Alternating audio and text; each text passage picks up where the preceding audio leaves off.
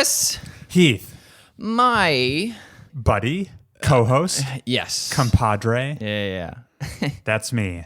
Yeah. Remember when I called coworker number 1 comrade, and then coworker number 2, who was like old enough to remember the Vietnam War, was like comrade. I don't remember that, but it seems like something you would do. I can't imagine someone using the word comrade not in a goofy Call of Duty Black Ops era multiplayer kill streak. You got a care package, comrade. It's been divorced from its original context. Yeah, I can't even. Speaking of communism, I just had to explain to Bailey all the photoshopping that Stalin did. Oh, yeah, remember that? Remember how Stalin, up and comer, posed next to like all the buddies? They all got their pea coats on. You have a pea coat. Yes. Top 10 winter wear. Go. Pea coat. 10 is a lot. 1 through 5. Yeah. So the boys they're standing by a river, and it's like Stalin, a guy, and a guy, and clearly the last one that I mentioned was not a comrade anymore, and he got photoshopped by the CCCP. Yeah, proto Photoshop. Right. Well, yeah, because Bailey was like, "How did they do that?" And I was like, "Oh, Stalin just whipped out his MacBook and he did some magic wand." No, they just did like probably a double exposure of like the river. They probably just took like another photo of the river and then like snipped out the guy and then and then put in the new one. So was Stalin the That's what I'm going to do with you when your sex scandal comes to light. Yeah, we dude. Have you heard about the Miranda Sings? You would never hear about Miranda Sings. No. If any child on the street, it wouldn't be a child, it would be someone our age, is like, Chris Ullman, big fan of Miranda Sings, you go, no. It might have been okay to say yes like a month ago, but now no. Okay. Because of the ukulele apology. You've heard of that. No. Wow, you are. This is the submarine story all over again. I'm gonna crack. Oh, did you see the tweet about the submarine company that I'm not on Twitter, so no. Okay, did you see the message about the submarine company whose captain, they went down to the Titanic and they died? They just terminated their social media accounts, and someone on Twitter goes, "Guess they couldn't handle the pressure." Like, damn, so bad. So yeah. Hey, Chris, what show is this? Hey, this is Mobius Tubes, a video game podcast, episode 89, being recorded on, is today July 15th? It is. July 15th, 2023. July's half over. We've got a great episode for you. It's going to be a throwback to the olden days where he played a lot of games and where we had long, meandering discussion topics. And guess what? We even have an email this episode. Oh, good. I know. We also have news. Okay. Doesn't that because Activision Blizzard? Oh, sure. Yeah. FTC. Do you want to talk about it? We'll save it for the news segment. Sure. I also lied a little bit. Tell me. I didn't hit credits on Mass Effect 3 yet. I thought I would. I budgeted that I would. Oh, it was an aspirational credits. I was on that very couch and I was like, I told Bailey, if I don't get to credits, Chris is going to Javik me. Ooh. Okay. All right. But first time you've ever mentioned that name. Well, why not? Because I just learned it, or not? Well, so we're gonna be busy boys this episode. Let's dive right in. Okay, dive right in. If you want to write us an email like the email that was written to us, you can write us at mobiustubespodcast@gmail.com. We read all the emails. What are you doing? I'm trying to do this. The thing that your mom told us to do. Get the address out front. Sometimes creatine is a higher priority. Make sure I'd love some creatine. Are my supplements?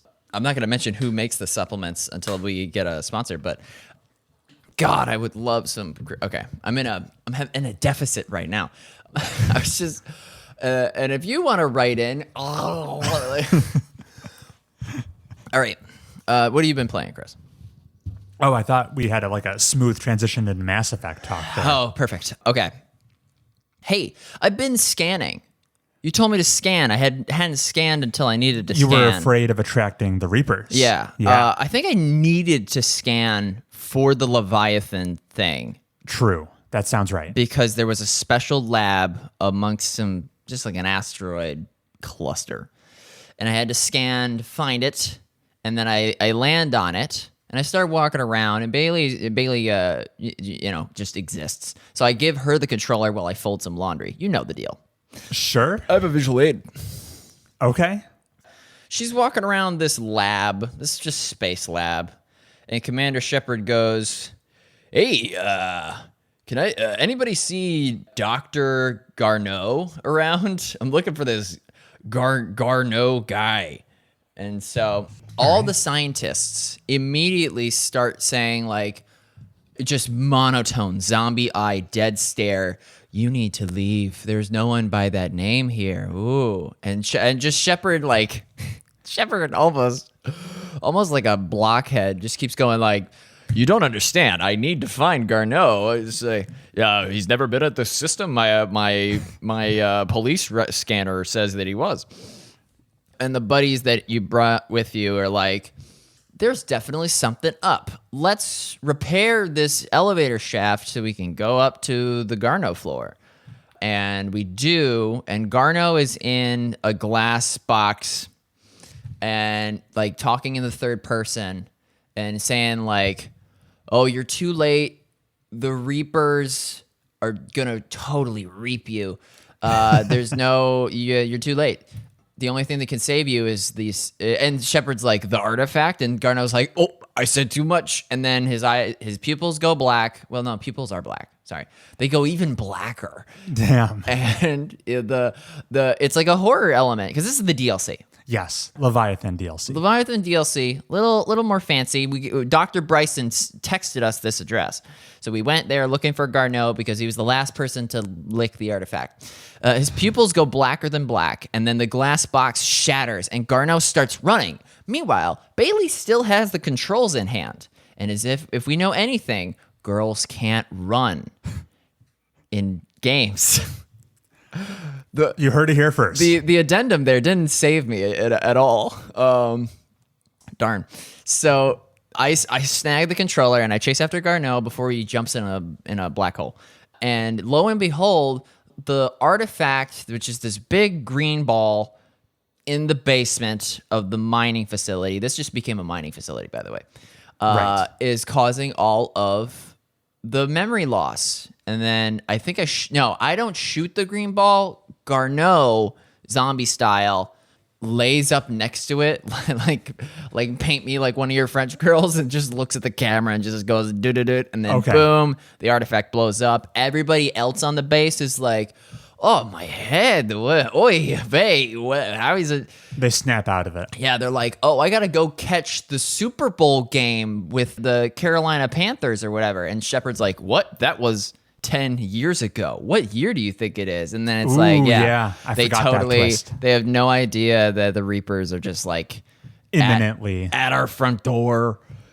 So hey, that was a fun mission. And then it's like, what's next in the Leviathan story? We got to go back to Bryson's lab on the Citadel. You love it there. So can't get enough. Stupid. I mean, I do things on the Citadel. I think I soft locked the Sideris Eclipse mission. I can't progress in it anymore because remind me which one that is. Oh, that's when Arya Talok, the blue Asari gangster lady in the nightclub, says, "Shepard, you want the biggest, baddest boys in the galaxy to fight the Reapers? You gotta convince all these terrorists to fight for your cause." Yeah, Eclipse, Blood Pack. Blood Pack, I got him. Blue Suns, I'll come back to that one. Eclipse, I know what Eclipse is. It's got the crazy leader that I mentioned back in episode 70. And it's like, oh, you gotta talk to him, convince Bailey to let him out. Sorry, Commander Bailey. There's so many Baileys. Right. So I get back to the Citadel. Whoops-a-daisy. The Citadel's garage door refuses to open to let in the Normandy. The reason being is Cerberus is just trying to take over, which is kind of like, I mean, Cerberus taking things over. What else is new? Well, they've never attacked the Citadel. This is bold for them. Yeah, this is kind of like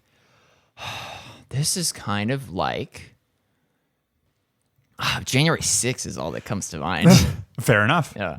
Just like that. Yeah. So I have to shoot all the Cerberus guys that are in basically my office. Like like I've expected like every other time you go to the Citadel, you're just like jogging past all these pedestrians, but now it's a war zone. Now it's a combat arena. So you get up to the tippy top floor, and it's like Udina caused all this, or no? Who? Oh, Kai Lang. Kai Lang. Have you mentioned him before? No, I've never said those two words together. He's interesting. So Kai Lang. So I have to go rescue one of the council. What are the big-eyed boys? Solarians? Yeah, I have to rescue the president of the CEO of Solarians, and I shoot all the regular enemies next to him, and then a scary space ninja dressed as Raiden from Metal Gear Solid Revengeance. You're not wrong. Busts through the back window and just point blank, bow, shoots the CEO of the Solarians, and then Shepard's like, now you've done it. Like Shepard does a really like as a all of his military training just kind of goes out the window for that scene. Cause he's like, you're gonna pay for that. It's kind of like chill. Like that was an important figure that he just let Kai Lang 360 no scope decimate. Kai Lang gets in a spaceship and flies very close to Shepard, and then hops onto Shepard's spaceship and uses his katana blade and slices Shepard's engine off, and they crash land in the pleasure district. And Shepard just like shakes his fist in the sky like Kai Lang. But then they climb up to the tippy top tower. And lo and behold, Udina was behind it all. You know, the human guy that in Mass Effect 1 you could have chose. I bet if you chose Udina to be the human rep, it would have been Lieutenant Anderson that betrays humanity. No, that would be against character. But Udina is the counterpart to Anderson. Right. So Udina is behind it all? I think he's always the instigator. Oh, so this would be okay. It would have made matters worse had you made him the council person. Potentially worse with more power. So Ashley, being a single neuron person in space bigot, just is like points a gun at Shepard for like the 5th time, it feels like, and goes, "I swore an oath, freedom semper fi. I'm protecting the CEO of humans." And Shepard's like, "Ashley, we've been through 2 games together. You're pointing it at the wrong person." Because like, I don't know, there's no Cerberus bad guys in shot, so Ashley can't even Ashley has no object permanence. You know how like a baby you can like put a paper bag over a toy and they'll be like, where did it go? Right. Ashley's like, I don't see any corpses among us. Surely Shepard is the one that's trying to take over the Citadel. So Ashley gets convinced and then is like, Udina, step away from the whatever. And then I did a renegade action. Ooh, you took a shot? Well, I prevented Javik from blowing everybody away. So that was a Paragon action. But then when Udina like lunges for a pistol and aims it at like the Asari and Turian CEOs, no, I blew Udina away. Okay. I've been waiting to do that. I mean, I definitely did that as well in my second playthrough. If you charge him, he probably causes more collateral damage. He might. He had a weapon. Yeah. So Udina's Udana, and we the Citadel returns back to normal, and then it's like, how do I progress in this Sedaris thing? I go to the police chief. And he gives me one dialogue line. He says, "Let me know when you've talked to Sedaris." And then you go back to like the prison, and I can't start the dialogue again. So I think I soft locked myself. I think I needed to have finished that quest before the Cerberus coup. Interesting. So I'm like, okay, let me go back to Bryson's lab again. Okay. Bryson's lab, the artifact is just pulsing with bad energy, as we learned on that asteroid. Edie's like, I'll put a force field around it. And then you go to Garneau's daughter's diary or whatever.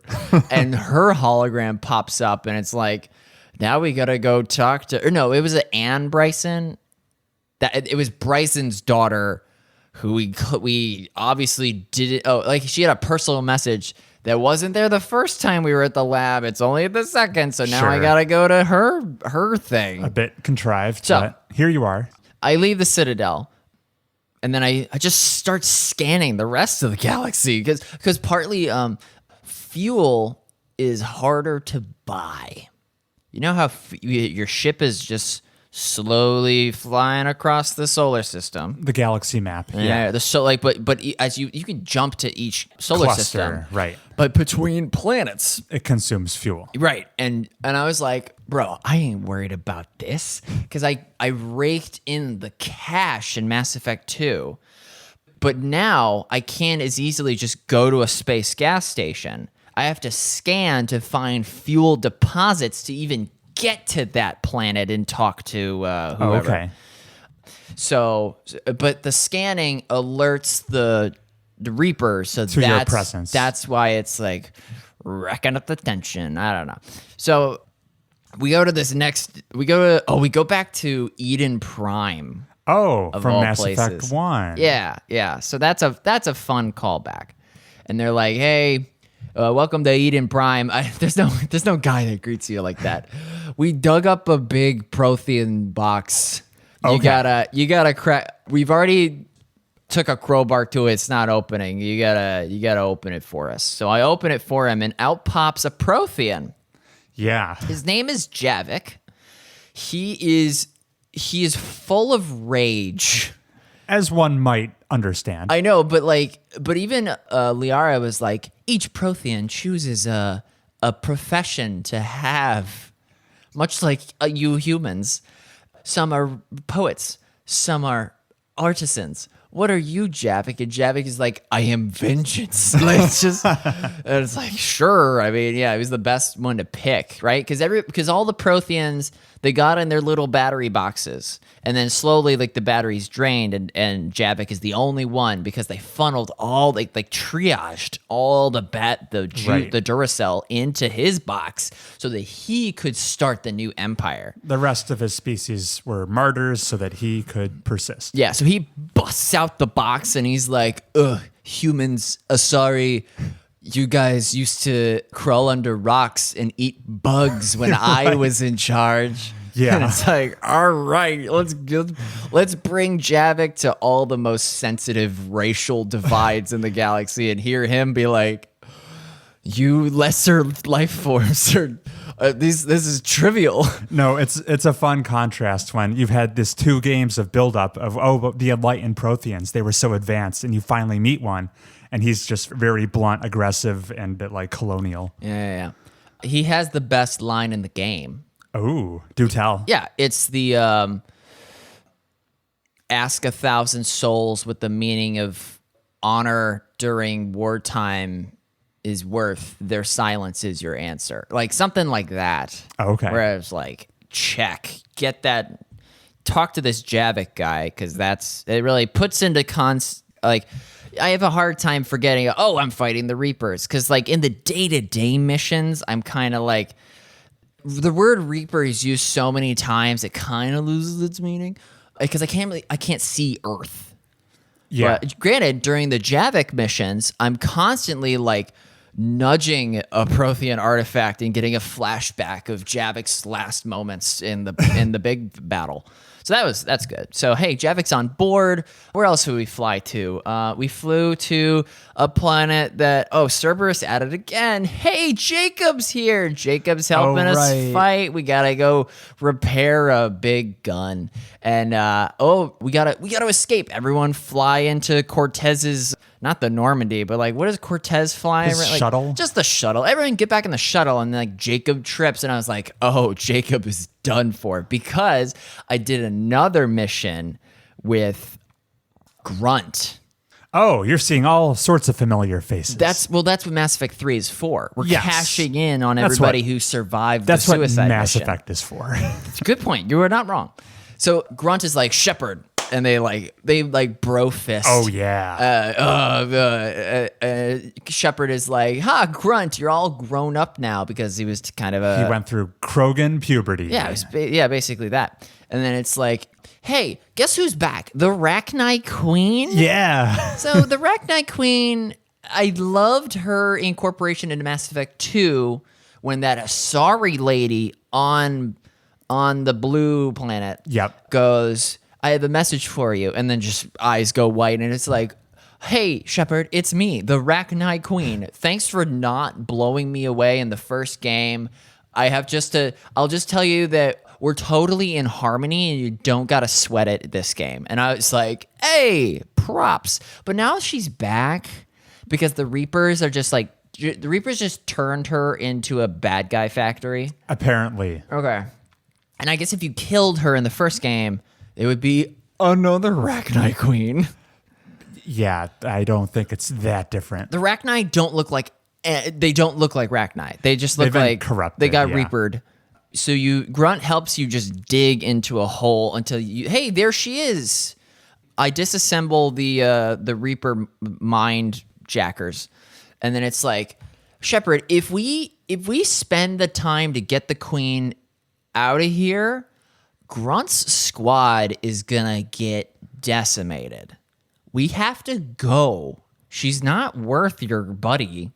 And I said, we stay. Okay. I like this through line from like whatever game I'm playing. If Rachni Queen shows up in the fourth game and I have to choose between her and my love interest Tali, I'm going with the Rachni Queen. Oh, really?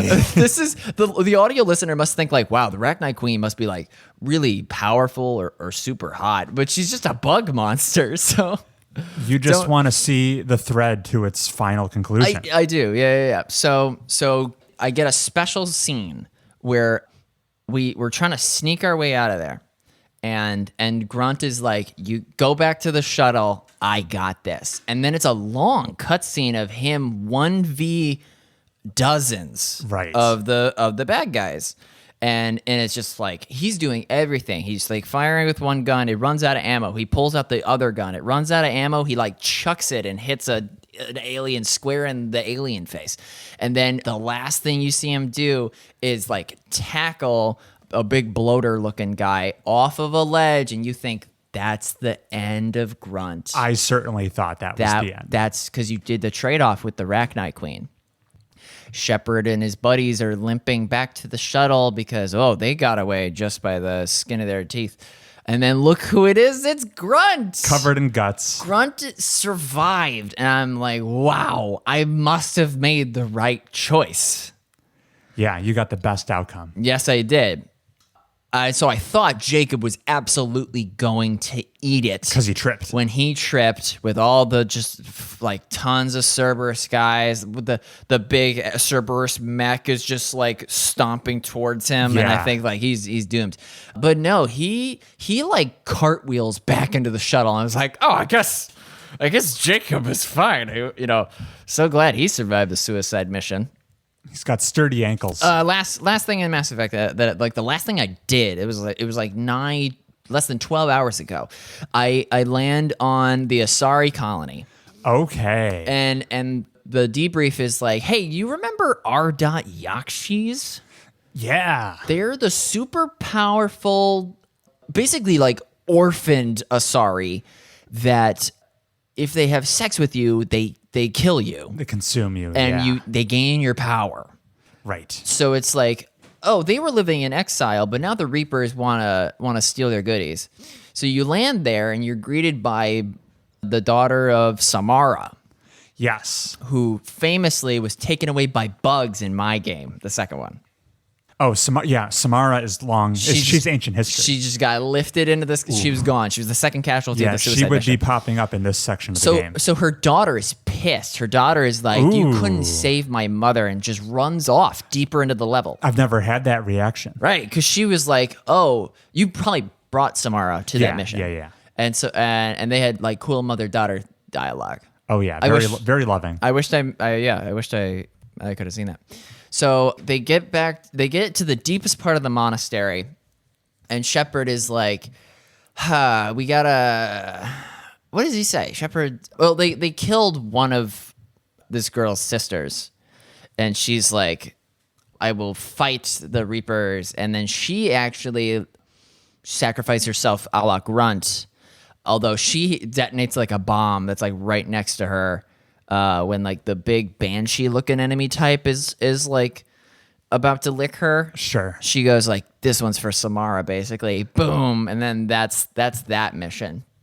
But because I didn't have Samara, so it's like, Lost some impact. We're checking these boxes.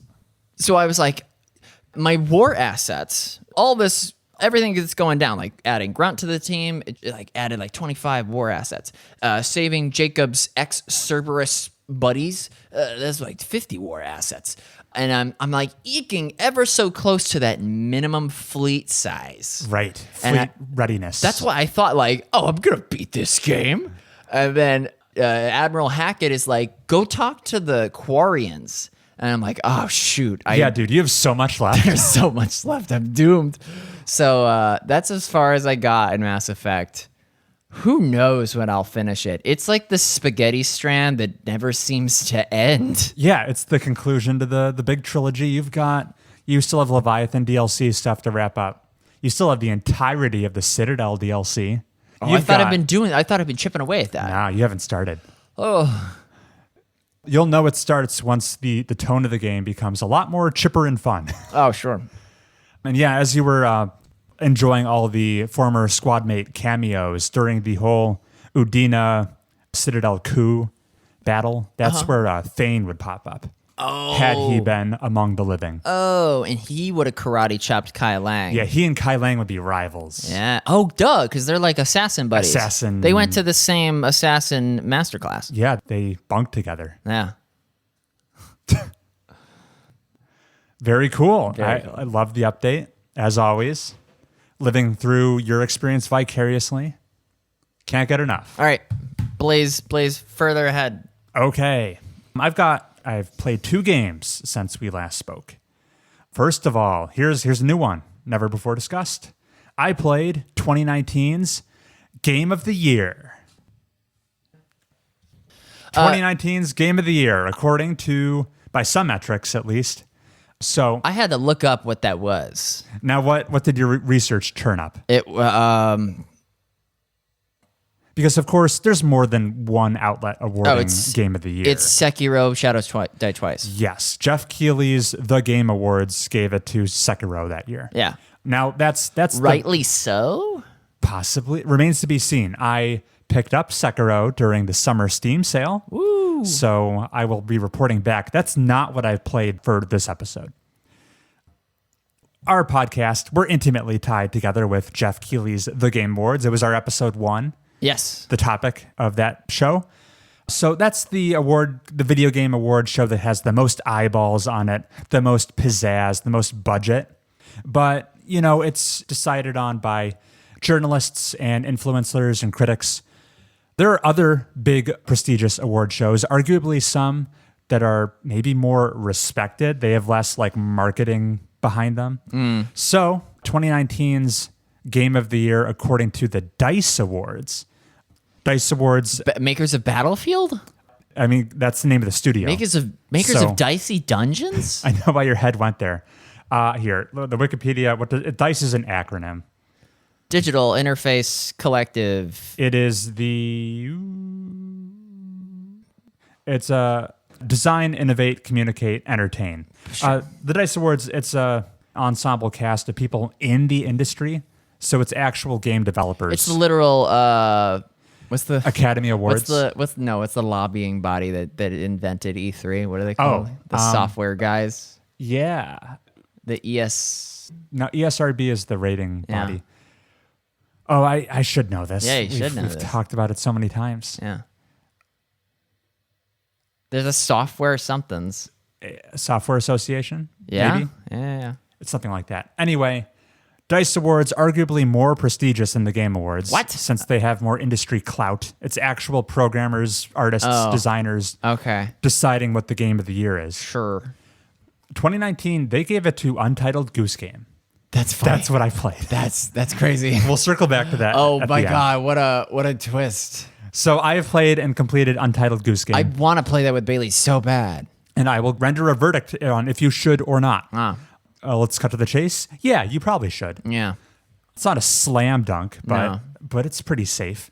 So this is a very short, breezy puzzle game. Yeah. Where you play as a goose, causing all sorts of mischief in a small town, being really, really kind of an asshole. You have a honk button. Dedicated honk button, dedicated flap your wings button. You can trot a little bit faster if you hold down the A button. Simple controls, very accessible game. It kind of had its 15 minutes of fame back when it released, blew up in meme culture briefly. And yeah, you can finish it in one session, potentially like a 3-hour game or so. I tried it a couple of years ago, actually, and I bounced off of it pretty quick. It just wasn't the Doom Eternal experience you were looking for at the time. I didn't quite see, there wasn't enough mechanically going on to like really sink my teeth into. And I said, yeah, I guess this is just one of those popular games that isn't for me.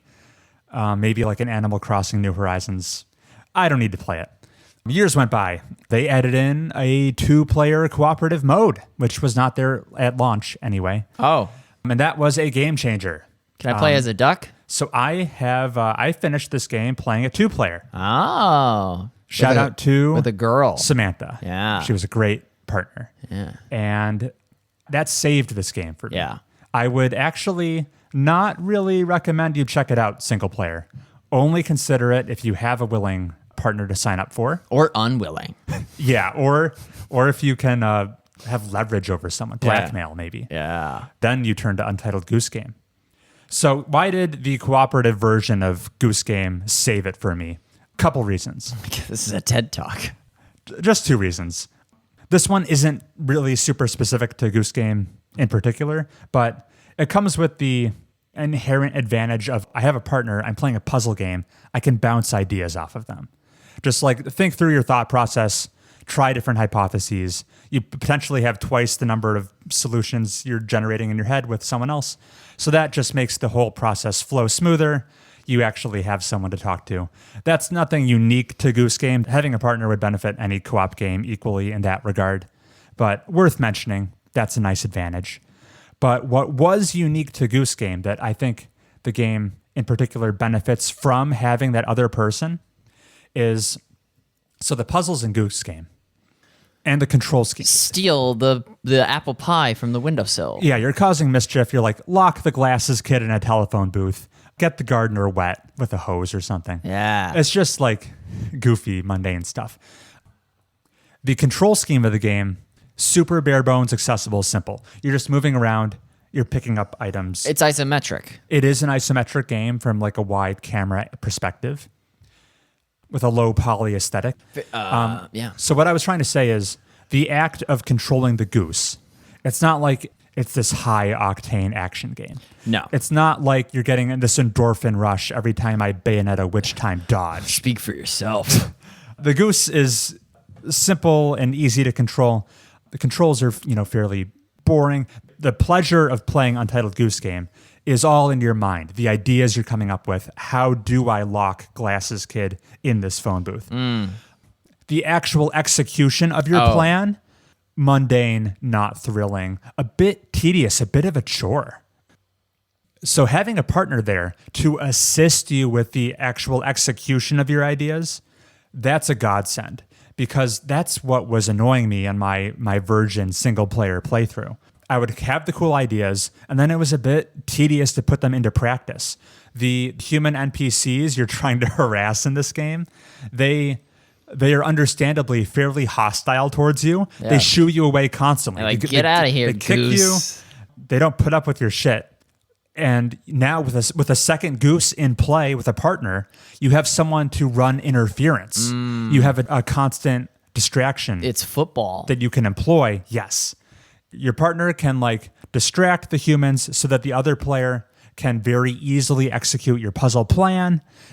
It shortens the length of this already brief game even more. You're not wasting time getting your goose butt kicked around by the annoyed denizens of this town. Yeah. It just made the entire process smoother, and I think it universally improved it. Like there's no downside to having a partner. You get to engage with the more interesting part of the game, the puzzly thought process, more exclusively with a partner. The raw execution drudgery diminished. So that's why I recommend Untitled Goose Game with a co-op partner. Cool. As far as the design of the game goes, there is one thing I really do appreciate. You walk into one of the game's few levels, you enter this new zone.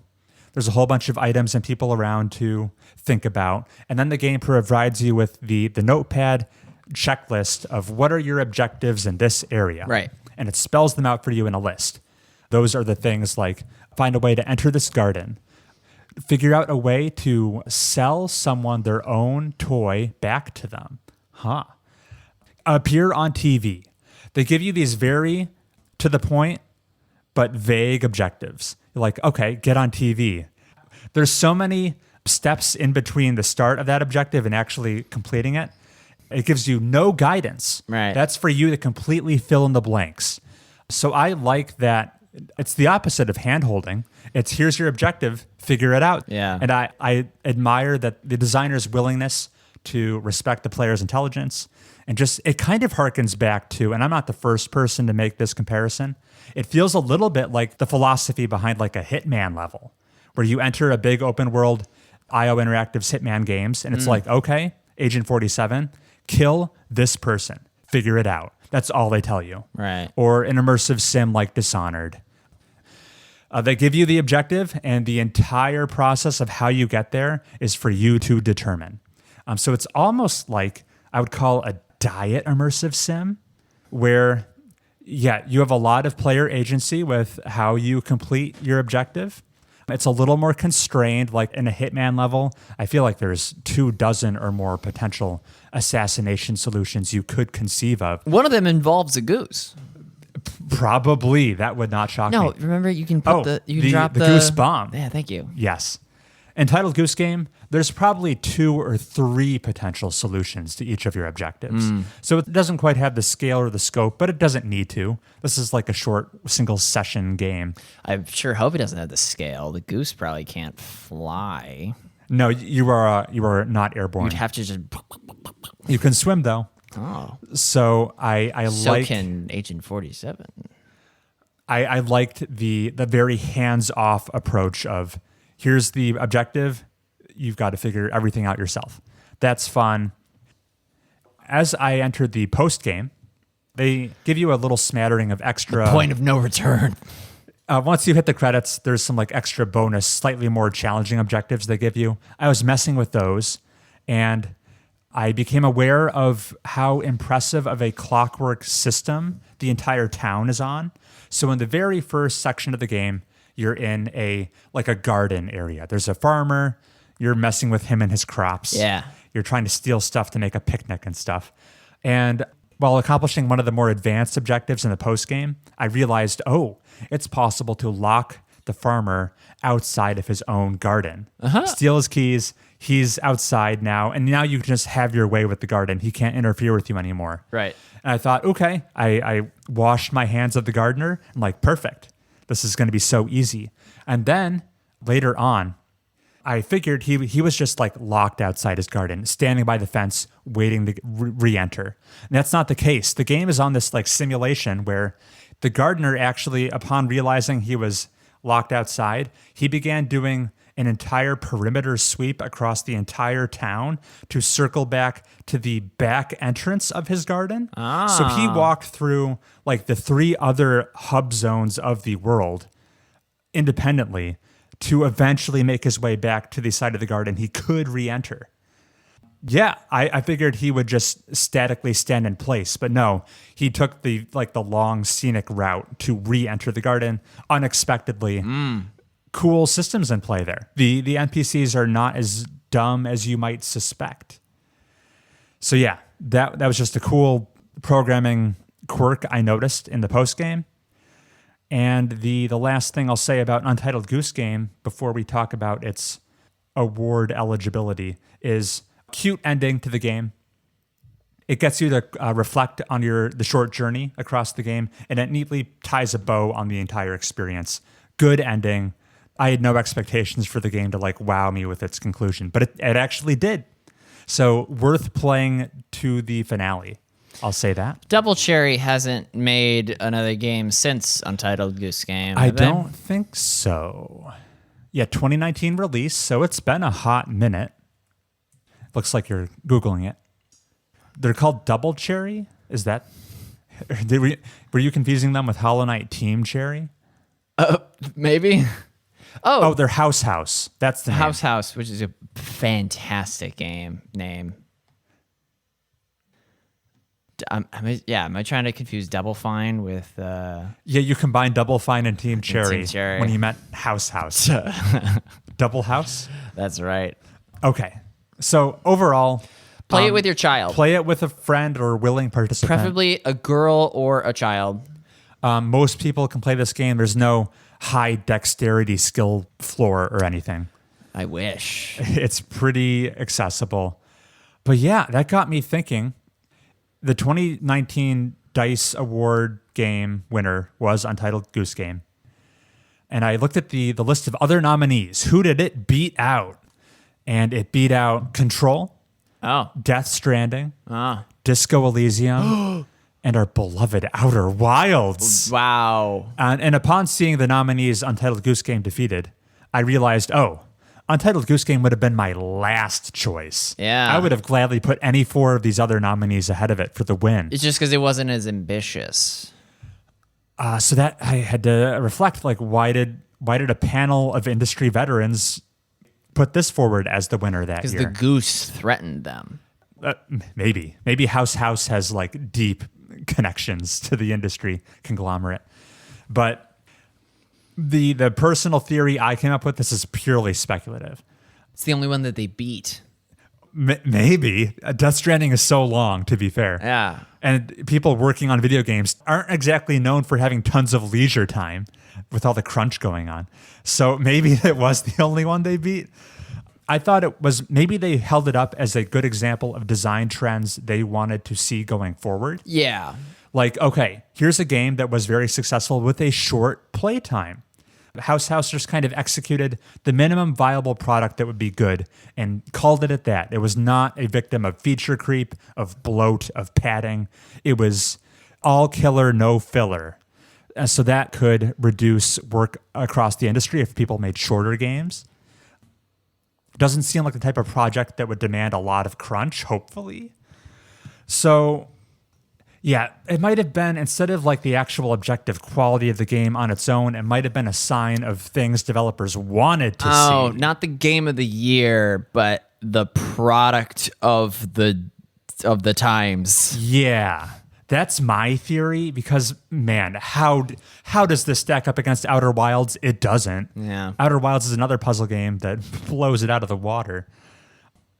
So I don't think it was necessarily deserved. But that's just my opinion. I don't work in the industry. Take everything I said with a grain of salt.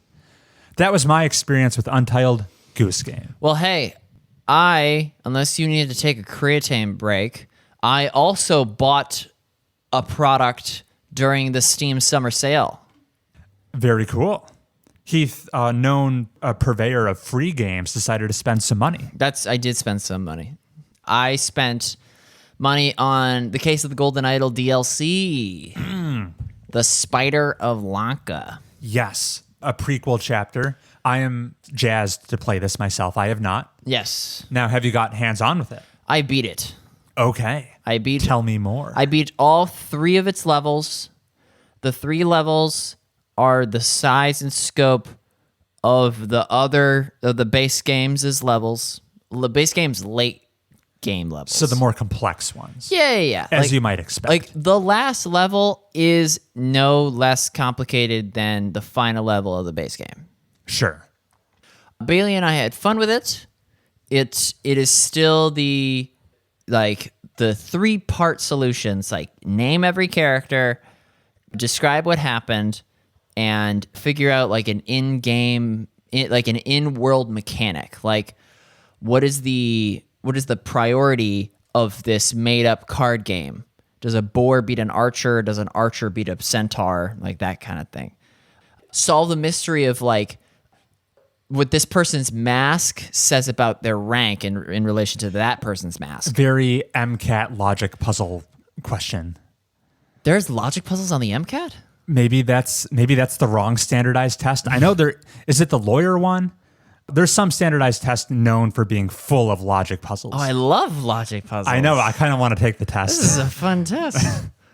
Wow, I should just like get licensed in whatever profession that is just for fun. Yeah. So it is. Just tell them you beat Case of the Golden Idol, and they'll be like, hand you. Here, you are now certified in Exactly. in knife swallowing. So hey, it's a fine time. I only got mega stumped once. Bailey can tell you all about. Never trust me with navigation based on celestial landmarks. Okay. If the moon is in a certain position, don't trust whether or not. Oh God. So Bailey has entered the picture. There's three countries it could be. Yeah. There's 3 countries it could be. I'm like, babe, it has to be Vijaya. Yeah. No, there's. Oh my. Because we gotta be east, because the points face south. And what did I say? I was like, no, I think we're in. What was it? Samara or something. So I was like, I think we're in this country. You're like, nah, babe. You're gaslighting, and you were gaslighting me. You were like, you are so wrong. Because look at how the moon is pointing. It's He was pointing this way. confidently incorrect. It would be a waning gibbous if we were in Samara. You were like the moon would be. You wouldn't see the moon in this. You wouldn't see a crescent. It wouldn't be profile. It wouldn't be a profile moon. You would see just a blob of the moon if we were in this country. And I was like, what are you talking about? So Chris intends to play this game, so we won't give away the solution. But I got wrecked by that one. Yeah. And that had to contribute to Bailey just said, like, wait, what is it you said? You were like, in the last level, I have zero interest playing this. Oh, oof. Because it treats it like a storybook.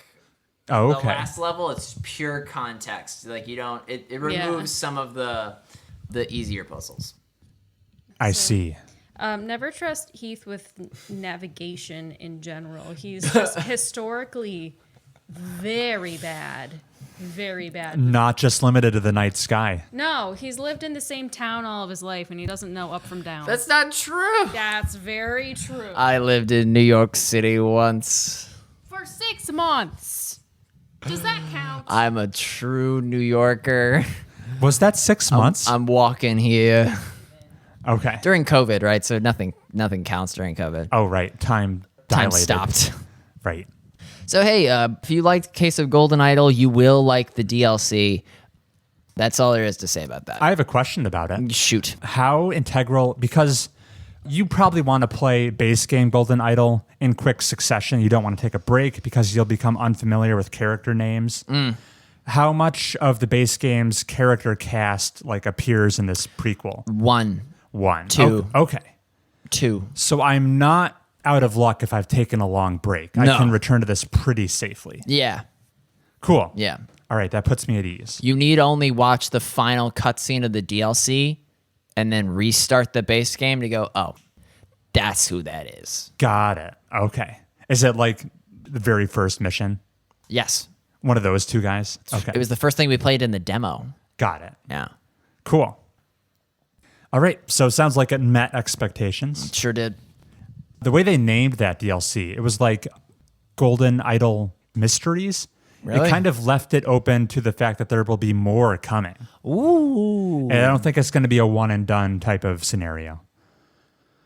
Which, sign me up for more Golden Idol. Love those. The only thing that they could do now is go further back in time to how the Golden Idol was made, or if it was given to us by an alien. Yeah, it doesn't seem like the most robust universe to explore endlessly. No, they ought to, keep the name as what it is and just tell differenter stories, but still call it Case of Golden Idol, I guess. It's like Return to the Obra Dinn, but it's a different ship, and you're doing different things, but still call it Return to the Obra Dinn. For that brand recognition. For brand. This is Paul marketing talking. Excellent. Go, Chris, go. Well, We got like speaking of games, an hour left. we've discussed before. Slay the Spire, Into the Breach. You're not that far off. So I did hit the credits of Mario plus Rabbids Sparks of Hope. Yeah. So astute Hey, listeners. that's kudos. Everybody claps in the chat. That game can't be easy because the first game was so hard. No, actually, that's one of my criticisms. Oh, darn. It was too easy. They overcorrected. Right, because the economy was shot. Yeah. Lame economy. Anyway, astute listeners will Much notice. like our current economy is lame. Yeah. I can't afford a house. Listeners will notice, hey, Chris, you talked about this game 6 months ago and then it disappeared. Yep. Surely it was a safe assumption you dropped this game, right? No, I had a plan for it. Oh. Since it's a Switch exclusive and I can play it handheld, I knew I had a long road trip coming up in the middle of 2023. Ah. Taking a family trip up to Maine to spend it in nature on a nice pond. And that's like an 8-hour drive. Yeah. How am I going to pass the time? I know. I will save Mario plus Rabbids Sparks of Hope for that. So I put it on the backlog, and according to plan, I took it off the shelf. I traveled to Maine in early July, and I finished this game. Oh, I should have lent you one of these batteries so you get to charge your Switch I do have one of those. in between states. Okay, good. You have one of those? Probably not as robust as yours. Okay, that but could resuscitate me. it looks like it could. Did I nudge that at all? There's enough voltage in there. Yeah. So yes, I am done with the sequel to the Mario plus Rabbids Kingdom Battle. The thrilling conclusion. Let me summarize this with a math equation. Yes. Mario plus Rabbids Kingdom Battle greater than Mario plus Rabbids Sparks of Hope. So yeah, I think this game is a little bit of a step back. Yeah.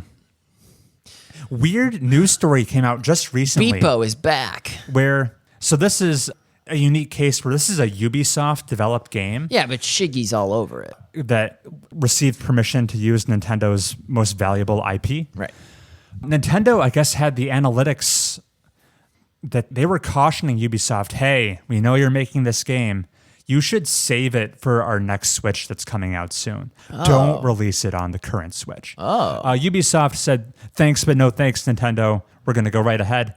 Apparently, it did sell softer than the original. You got to know who you're talking to. We're the Assassin's Creed company. We don't save things for the following year. I am kind of surprised that Nintendo seemed to be right with that advice, considering 2017 to 2020. 5 years went by between these two games. It's not like they were pumping it out right away. Oh, yeah. I thought enough pent-up demand would have accrued, but apparently not. Yeah, so this game reviewed pretty well. Didn't seem to have enough, like, a big financial success. In my original discussion points on it 6 months ago, I had complaints like, ooh, not as tight of an economy on your weapons and stuff. Right. Ooh, randomized encounters that seem to be diluting the overall quality. They were procedurally generated. Yes, there were like enemies just wandering around the environment. You could dash into them. A heavy here, a sniper there. And you'd have a mishmash randomized, not handcrafted combat scenario you'd have to play through. And it felt like the definition of filler. At least I don't have to put Mario on the team, every team. True. You do have better build diversity with your squad. Can I go all Rabbids or all Nintendo? Yes. Oh, wow. The gloves are off. When I picked it back up the second time, I found a couple ways to mitigate my original complaints, to improve my experience. So, those randomized encounters, those filler battles, Yeah. those are skippable. If an enemy hits you and you get loaded into the battle level, there's a button just like Pokemon style to flee. You can back out. You don't have to engage with the fight. Initially, I was reluctant to do that. I thought, oh, this is a game where I'm going to need to like grind levels. I'm going to be underpowered if I don't do these fights, Right. or I'm going to be penalized in some other way. I was afraid to flee. At this point, I just wanted to hit credits. So Yeah. I'm like, screw it. I'm fleeing. There's no penalty. Nice. You don't need You're not going to be underpowered. Still balanced, yeah. You can cut out all the randomized encounters seemingly without consequence. As God intended. As God intended. It does beg the question, hey, developers on this game, why are you including content you put in like a flea skip button on? They kind of knew it was bad to begin with. Why Had put the that in? runtime? Yeah, they probably just padded the runtime because, it's a sequel, so it better be longer. Yeah, God forbid it's like a 6-hour game. Yeah, Untitled Goose Game, all killer, no filler. That's not the philosophy Ubisoft adopted here. So yeah, the fact that I could just skip all those lame things and just do the main mission critical path, handcrafted, curated battles that are of a higher quality, that improved my enjoyment by a lot. Very good. I recommend people skip random battles. You could play as Bowser. Another thing that was irking me, the first you can play as Bowser. He's a late game addition. Bit of a surprise. Spoilers, watch out. Another thing that was halting my enjoyment was, the excessive micromanagement in this game. It has the bigger cast of characters. When you go into a battle, I always have to pan around, check to see which enemies are on the field, because I want to equip Sparks with elemental abilities that are super effective, which means hopping into the menus, swapping around my Spark configurations, swapping around which teammates I'm bringing, because you can bring 3 of your 9 potential teammate roster. Yeah. Leveling people up, getting reacquainted with everyone's skill tree to pick what upgrade is most suited to them. The fact that every time you want to enter the menus in this game, you get greeted with a loading screen because the Switch is showing its age. Yeah, it's not hopping into menus quick. It's Into the Breach, this is not. It's an investment if you want to hop into the menus, a time investment. So there was a lot of overhead, a lot of team management. Administrative. Exactly. Per every battle. It was really grinding my gears. You're playing Football Manager. Exactly. And the way I mitigated that was, all right, you've got this robust cast of 9 crewmates, just pick 3 of them. I started ignoring everyone else. As far as I'm concerned, the only characters in this game are Mario, Rabbid Peach, and Rabid Rosalina. That's the only ones that existed. Everyone else I left on the sidelines, on the bench. That's like upgrading your Bayonetta and leaving your Viola. out to dry, your Rabid Viola out to dry. So that sped up the amount of time I needed to spend in the menus considerably. It also, I do like how big the cast is. If I ever were to replay this game, I'm not. But if I were in this hypothetical world where all other video games cease to exist, it would be a brand new experience having 3 new crew members I am not acquainted with. Yeah. Almost to the same extent where changing your squad and Into the Breach recontextualizes the entire game. It's totally different. I am a little, ever so slightly tempted to see what a Rabbid, Luigi, Peach, and Luigi team would look like. Rabid Mario. Yeah, I never messed with him. He's hard to use. He seems hard to use since he's so close range, but heavy hitting. Yeah. So yeah, I would have a very different experience replaying this game with a new squad. Sparks of Hope is evergreen. Yeah, more like ever tan. Yeah, the economy never really soared to the heights of the first game. You should have made a promise to yourself that a third of your income goes to cosmetics and consumables, forcing you to you can't make decisions. So the game juggles 3 currencies: the coins, which you exclusively must spend on consumables. The most limited one is the star bits. Yep, that's what you level up your Sparks with. That's a little more constrained. And then there's this other currency that you spend on cosmetics. You know what Sparks of Hope needs? What? A Nuzlocke mode. That's a Pokemon thing. Yes. Remember in Pokemon, if your Pikachu runs out of HP, it faints, and you need to revive him at the Poke Center. In Nuzlocke, if your Pokemon faints, you pretend that it's dead, and you have to progress with a different guy. Yeah, the game was too easy, so you need to self-impose more restrictions. on yourself. Right. That would work, I guess. I didn't do that. That's really all I have to say. Sparks of Hope, slightly inferior sequel in my opinion. Just play Kingdom Battle. Yep. It's not bad per se, but only pick up Sparks of Hope if you've finished Kingdom Battle. You've finished Donkey Rabid Kong Donkey Kong DLC adventure. Bananarama, whatever that thing's called. And then if you're somehow still unsated like I was, I need the Mario plus Rabbids. then you can pick it up. This game has DLC chapters. I will not be buying them. That's all I have to say about Mario and Rabbids Sparks of Hope. Heath, what else have you been playing? I played one other game. I hit credits on Dredge. You actually hit credits. Actually, you didn't text me lies this time. No. I actually beat Dredge, and I beat Dredge pretty easily. Where I left off, I was there was like a penultimate. This is the spooky fishing game. Spooky fish, like spooky doesn't cut it. It is Lovecraftian occult. Okay, very weird stuff. fishing game. I won't spoil the main story. Just that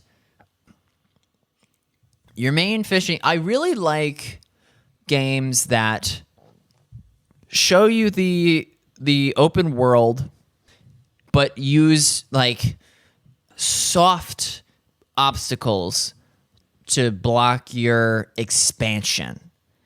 So probably in like Mad Max, the video game, there's like a dust storm that keeps you from getting to like the next town over until you progress enough in this first town. Sure, something like that. Like in Mario Galaxy, you can't go to that galaxy over there until you collect enough star coins here, Ghostwire Tokyo neighborhoods are full of damaging fog. You can't enter. Yeah, I hate games that do that. That are prohibitive.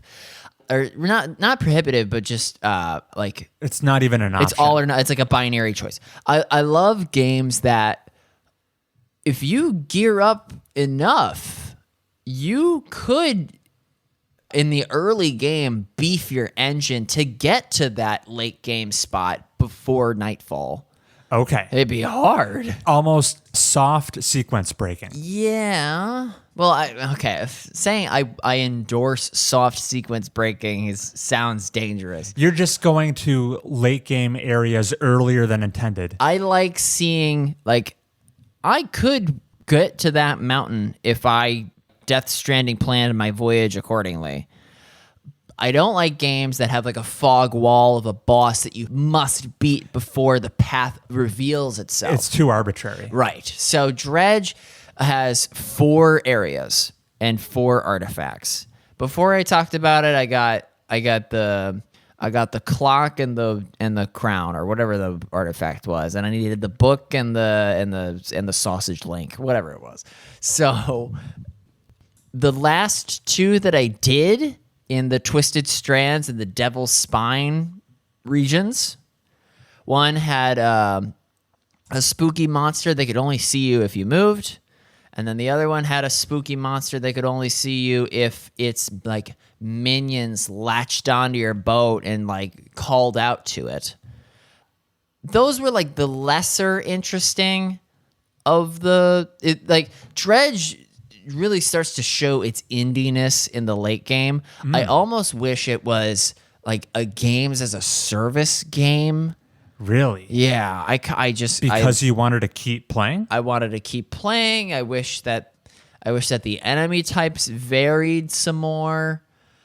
I just started being able to like go out at the middle of the night and just speed boost past some of the miasma, and if you get really insane, then like a typhoon will spawn.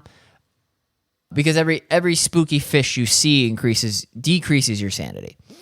So I beat the fish monsters with each of their criteria, and I got the special artifacts. And then all you do is you just bring it to the lighthouse keeper, and then like the end game happens, and it's like a cutscene. Oh, abruptly. I think I really enjoyed Dredge in the beginning when I could see the progression and all of that, and I was just gathering materials, and I really think it would have benefited from like a dailies challenge, pace out the upgrade trees a little bit taller, and then just adding new islands, right? Because if you get a little bit insane, you'll start seeing rocks that aren't there, and they can actually damage your ship. Whoa. Yeah. Don't Wait, the rocks that aren't there damage your ship? Yeah, you can crash into some like sanity rocks. Okay. And they'll be like, yeah, you lost the special fish overboard because you hit the rock. Don't think about it too much. And I kind of wish this was gas. Like, I'm playing Disney Dreamlight Valley, and it's just a farming game, but I wish this was just fish farming, and new characters will have new quests that lead me to new places.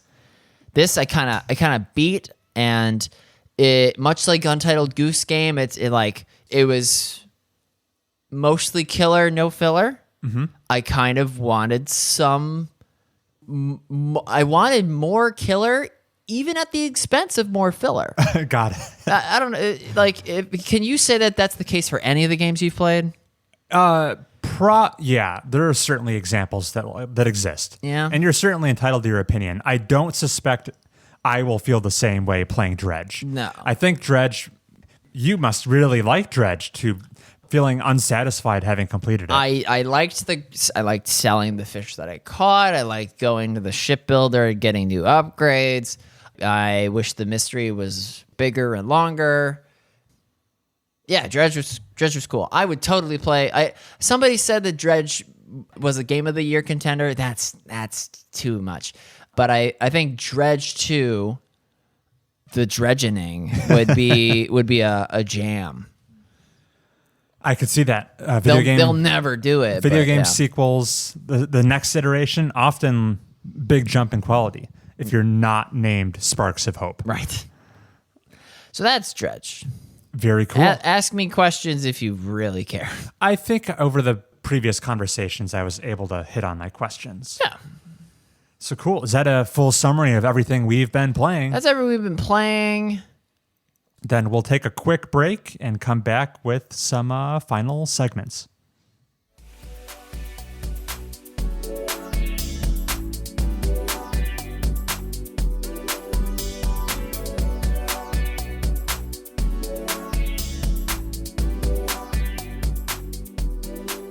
Have you heard about the password game? We should play the password game for like a second. All right. You wanted to discuss the big headline this week, the FTC trial against Microsoft's Blizzard Activision King acquisition. And we're back. Welcome back to the second half of the podcast. Even more energy than the first half. Oh. I was the one who ate the turkey sandwich. and yet I'm... Heath absorbed all the calories. Yeah, I sucked them out of you. Hey, okay. This is a ruling on the injunction of the procedure of the Crucible, which Judge Corley has denied the injunction. Right. So the merger is going to go down. Yeah. Microsoft will own Call of Duty tomorrow. Has the all clear? Is it tomorrow to merge? I don't care. I threw that out there. It may have already happened. Great. So to be clear, there will still be a hearing that takes place in August, but now to undo the already merged entity would be a far harder task. So it's pretty safe to assume this merger will hold. So, Chris, I'm a chubby-cheeked, young, high school PlayStation 5 owner. I'm just sitting there playing my MLB The Show, just plucking away at my Astros playroom. Can I buy Call of Duty now that Microsoft owns Call of Duty? Yeah, you can. Nothing will change. Oh, because Call of Duty makes much more money on non-Microsoft platforms? Yes. Majority of copies are sold elsewhere. Yes. Yeah. Okay, okay, good. So this doesn't mean anything unless you have a World at War subscription, What? Sorry. What? World of Warcraft, Yeah, World of Warcraft, which is a subscription. Blizzard property. Yep. Maybe Diablo. Diablo. I can't play Diablo Blizzard. on my PlayStation anymore. Yes, you can. It released there. Oh, good. Okay. They'd have to yank it off the PlayStation Store, which is certainly not going to happen. All right. No, this would only. So rest assured, Sony boys. Were you going to finish that sentence? No, I was hoping you would plow through it. Okay. I'm Jeremy Renner, and you're the snowplow. Okay. Well, for properties that belong to Activision, not named Call of Duty, this could change things. I'm trying to think. Microsoft has shown a willingness to take games as big as Starfield Guitar away. Hero.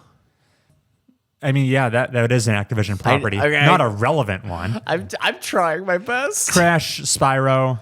Oh, you like Spyro? I like Spyro. Yeah. What else does Activision make? I mean, Activision's mostly known for Call of Duty. Yeah. It's their golden goose. Not to But- be confused with Untitled Goose. Anyway, we don't know the long-term repercussions. I wanted to more talk about the trial itself. Okay. Because that was full of juicy details. It was? Oh, yeah. Some poor intern was supposed to censor budgets of some of Sony's biggest names with like a Sharpie, but you could see through the Sharpie marker and see what the ridiculous sum of money Sony What, like- spent on Last of Us Part Like 2. Naughty Dog. Over 200 mil. Whoa. That's a movie and a And half. that was before we hit big COVID inflation. So those are pre-COVID numbers. Last of Us Part 2 cost as much as Barbie? I guess if Barbie cost that much, then yeah. Barbie probably costs that much. There's a lot of pink in that movie. So I heard in this case where the FTC trying to assert their power, especially under the Biden administration, they've had this political slant. They wanted to appear like they had more teeth than they've had recently, which is conjecture why they moved to block this merger. They really bungled the case, didn't present themselves in a strong showing, which is why the judge ruled in Microsoft's favor. Big who's who of industry executives testified. Phil Spencer. We had Phil Spencer. We had Jim Ryan. We had Bobby Kotick from Activision. Yeah. I guess one thing that was interesting to me was all of the executives who took to the podium and under oath testified as really not being fans of Game Pass. Even Bobby Kotick. Bobby Kotick, big executive of Activision, stands to be paid out billions if the merger went through. Oh, yeah. Took to the stand and claimed, oh yeah, if Microsoft were not buying us, we would never put Call of Duty on Game Pass. Their service model is value destructive. It's not good for the industry. Saying all this under oath so he could be subpoenaed if he was lying. He has financial incentive to talk up Microsoft and their business practices. And here he was doing the opposite because, he can't lie when in this court trial. Unhinged. Yeah, fairly unhinged. Jim Ryan, Microsoft's competitor since he works at Sony, he also dunked on Game Pass. Yeah. Which kind of lines up with how I feel about the service. It is a tremendous value to consumers. I pay for it. I thought you did a free trial. Or no, you did pay for Now it for Disney Because Dreamlight if I Valley. pull the plug on Disney Dreamlight Valley, Bailey will pull the plug on my life. Fair enough. Did you collect all the vanilla? Look at her face. Did you get the vanilla you were seeking? Yeah, we got vanilla. The fizzy root beer is in the bag. The Forgotten Lands is better look out. Yeah, so my fear has never been, my criticism has never been, oh man, I hate consumers getting this awesome deal. It's that if Microsoft arbitrarily takes their monetary capital advantage to outcompete everyone else through brute force, and it changes the dynamics of the industry where Sony can't compete. Sony doesn't have Windows 11 money coming in that they can use to bankroll this too good of a deal service. Windows 11 costs money? Most of Microsoft's money does not come from Xbox. It comes from their operating PC system. sales, yes. Yes. Which is why there's such a Sorry, I thought that cash-rich company. because I'm running Windows 10 on the box behind you, but I thought Ooh, if I upgrade to Windows 11, that's the Probably a free upgrade. yeah. My upgrade was free. Yeah, which is But why when you said they got my money at one point, and there's people constantly buying new computers. And what do new computers need? An operating system, and they're 3% of market share is Linux. I And can't so- wait for the computer that is operating system agnostic. Ooh, so it's just like So the it's kernel, just code. Yeah, just kernel. just the BIOS. Yeah, I have a computer, but I don't use the BIOS. So yeah, just Microsoft taking their money that they've accrued elsewhere, using it to bludgeon the relatively smaller competitors in the video game space out of business. Yeah. Then they change the video game landscape. We get fewer games made. They then jack up the price on Game Pass because there's no other alternative. Thanks, Biden. And so yeah, I'm worried that our short-term eating well with Game Pass right now is not sustainable in the long term. And the other executives who took to the stage during this trial seem to back up that opinion. Bobby Kotick, Jim Ryan, Zelnick, I believe, of Take-Two, all echoed the same thoughts. They are anti-Game Pass. They felt it was value destructive to the video game industry as a whole. And that was my main takeaway from the court proceedings. You said Take-Two, but I heard It Takes Two. What's the guy's name? What's the director's name? What's Hazelight's name? Oh, fuck the Oscars. Yeah, guy. Joseph Fares. There you was go. At the court case. That would be he wouldn't be unhinged. He'd just be acting normally. Yeah. But don't worry. You know who's going to save us when Microsoft makes games unaffordable? Who? Epic Games. Oh yeah, more Yeah. free games. They're going to save us. They're You, gonna you pick up anything recently? They're just going to... no. But I'm waiting.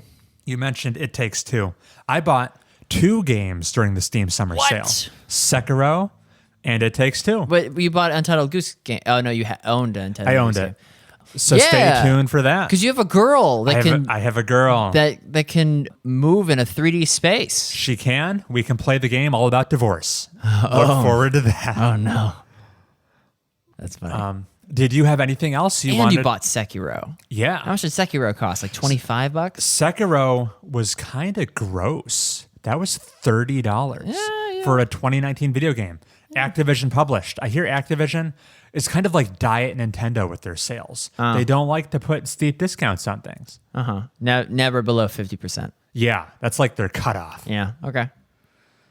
Okay. So stay tuned for those coming to you on episode 89. This is episode 89. Episode 90. We keep listening for the Sekiro. All right. listening. Next segment. Go. All right.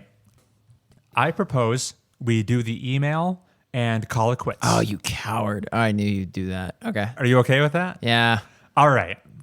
That's fine with me. We've provided enough value in this episode already. If you want to tell Chris how much value is in this episode already, you need only write to him at mobiustubespodcast@gmail.com. That's right. MobiusTubesPodcast@gmail.com. Just like listener J-Dog did. It's been so long since we've got an email. I'll read it. Here we go. Hola, Heath and Chris. Longtime listener J-Dog, coming to you from the D.C. area now. Oh. First, Heath's statement on national parks. Quote, if I ran the nation, there would be no national I parks. said this? He says that was heinous. I said this? Yeah, he said that was your platform. Why did I say that?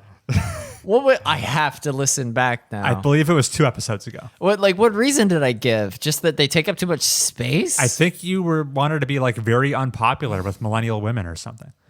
I can tell you firsthand, I am popular with millennial women. Oh, of course. There's, Moving on. There's one right there.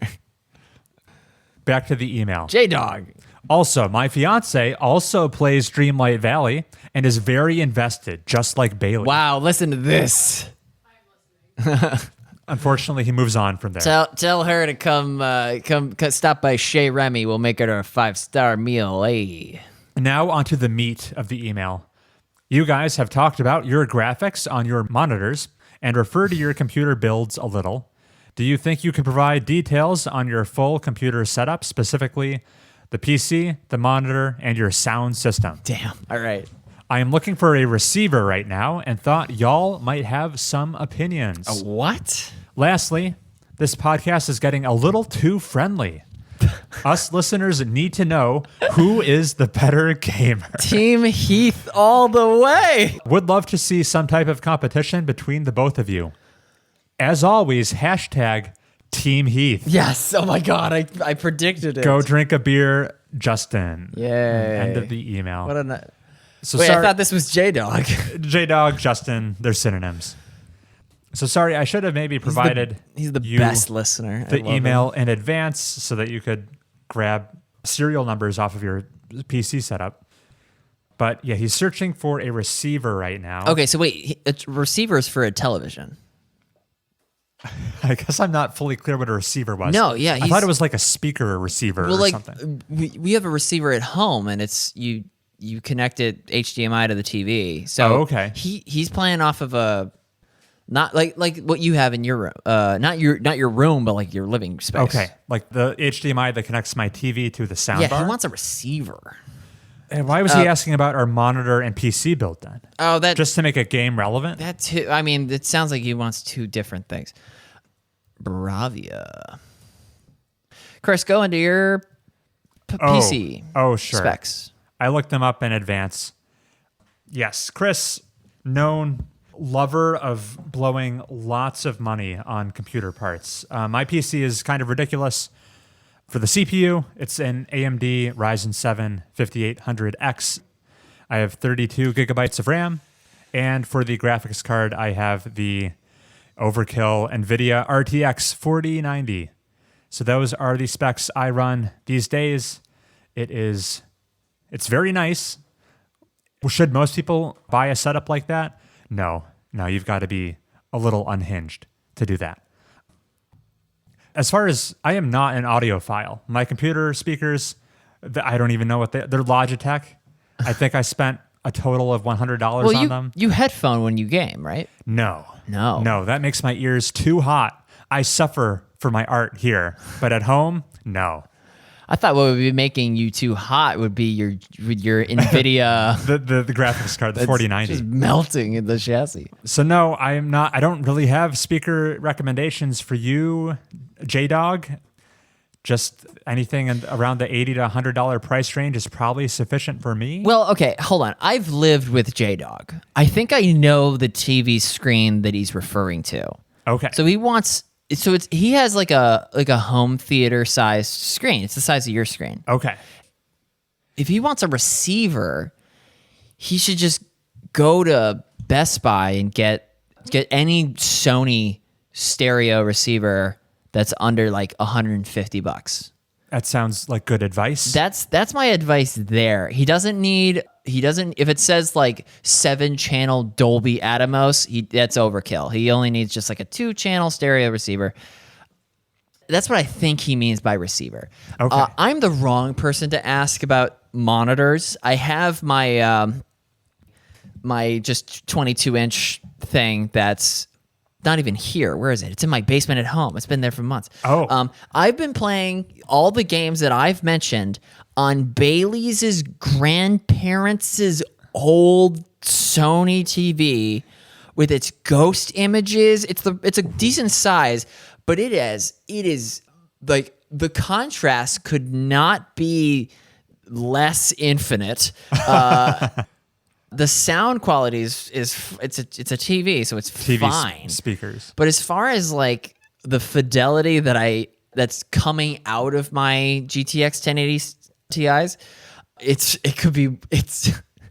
being stymied by this TV. Yeah, your bottleneck is the screen, not the computer. Yeah. So but if I were J-Dog and I was living in the DC area, I would just he has a big ass TV, so he wants a PC monitor. So get a HP desktop and just get the whatever monitor matches its branding. Aesthetics? Well, no, because I have an HP Omen, so get an Omen monitor. Oh. Just it'll do the job, and you'll like the the synergy. you'll like the synergy.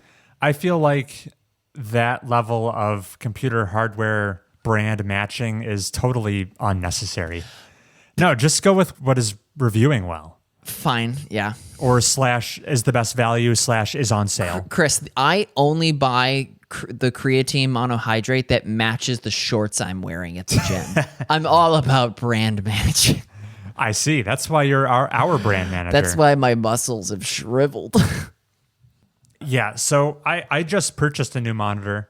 It's, once again... It's curvy. Since I have such a ridiculous PC and I didn't want my screen to be a bottleneck, I got a ridiculous monitor to match it. It's an Alienware. I never had one of those before. The serial number, Wow. Read your IP address while you're at it. Yeah, my social security number is as follows. Yeah. The model number is AW3423DWF. It's an ultra wide. The 34 in that number refers to the diagonal length of the screen, 34 inches. What drew me to it? I like the resolution, 1440p, but ultra wide. I like the refresh rate, 165 hertz. And then like the big thing was it's an OLED screen, an OLED panel with HDR. That was the big upgrade. And it's got FreeSync for adaptive sync. And if you don't play video games, don't buy that monitor because OLED is not ideal for productivity and general desktop usage. What do you mean? Higher risk of burn-in. Oh, yeah. Like my TV over there. Okay. Yeah. But if you do want an immersive, curved gaming experience, it's a pretty good one. I fall asleep while gaming, or no, like I'll be playing something and then I'll make dinner and then just go immediately to bed. So I'll leave the burn-in image for hours. So maybe just make sure, J-Dog, that you don't follow my pitfalls. Somehow I suspect that won't have been super helpful to J-Dog, but we did our best. And J-Dog should just give us like a 50-50 and we get him, we decide for him.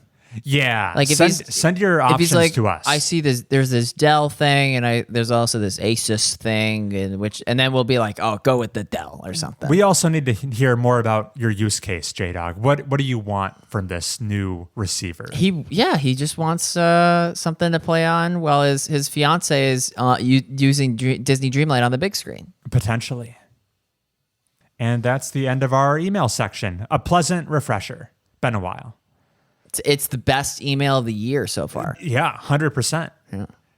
Dunking on the competition. All right, let's close out this podcast. You've got a parade to attend. I got creatine to inject. I got a parade to attend. The 4th of July was last week. What is this parade for? Pride. Oh, but June is over. Yeah, I beats me. Okay. Fair enough. I don't schedule these parades. Chris, what are you going to do? What am I going to do tonight? I'm going to start playing It Takes Two. Oh, wow. With Samantha. Oh, wow. We're going to an Indian restaurant. Oh, yeah. And You love Indian restaurants. I like at least one of them a lot. Yeah. And that's my plan. Super. And what are your post-parade festivities look like? Just revealing my soul and also probably I gotta fix this place up. I made quite a mess trying to meet that 10 a.m. deadline. Okay, yeah. And I did eventually figure out what bearing your soul meant, but we'll leave it as a mystery to the listeners. Yeah. All right, very cool. It's a tribunal. I'll be back for episode 90. Yay! See you then.